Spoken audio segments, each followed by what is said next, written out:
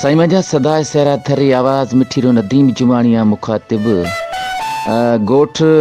ॾेसरी ढाणी जिथे असांजो पिरी प्यारो साहब दिन समय जो रहे तो आन खानौर मां अता मोहम्मद समय जो साहब असांजो पिरी प्यारो दोस्त रहे तो छाछरो शहर में जानीड़ो यूनस नोड़ी वो असांजे प्रोग्राम में शामिल है। आनी दोस्त लिखी सोहनी शायरी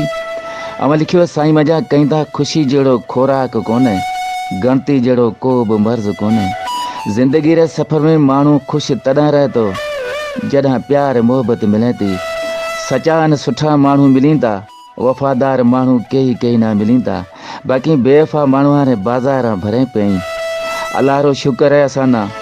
मौला साईं हिकु वफ़ादार मोर जहिड़ो मिठियो माण्हू ॾिनो। ओ मेरे मामे जहिड़ो फुटरियो चोॾहीं रे चंदर रो टुकरियो गुलाब रो गुलियो मोर पखीड़ो मूंसां मोहबत करे तो मिना घटी मां आतो ॾेखे डोड़े आए तो आन मूंगड़े ते बीचे मिना हसे बोले मूंसां सलामड़ा करे तो नदीमड़ा। अवां लिखियो आपरे हथियां रा छला कॾे मिना तोहफ़ा करे मोकिले तो मूंसां कॾे फ़ोन ते बोले तो ओ मिठियो माण्हू मिना हद खां वध भाए तो जॾां हूँ लारी ले जाऊं तो समूह मिना दर्शन कराए तो ओ जानीड़ो कॾे किथ रहे परवरो शहर छाछरो नथो विसरे लोॾे बांह हले तो मांजो जानी केॾो फुटरो लॻे तो मांजो जानी लोॾे बांह हले तो मांजो जानी केॾो फुटरो लॻे तो मांजो जानी हूं मोर मोराणेरो ओ ढेल ढाटण की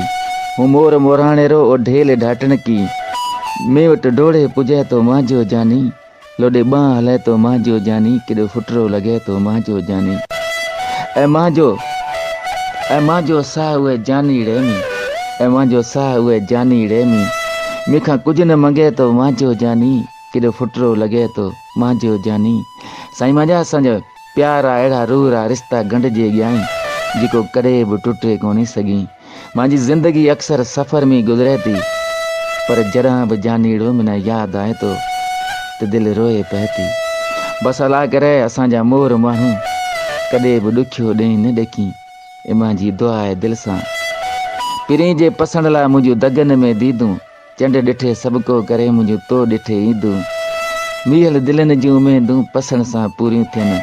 भला प्यारे पिरी ना को विसारे सघे थो।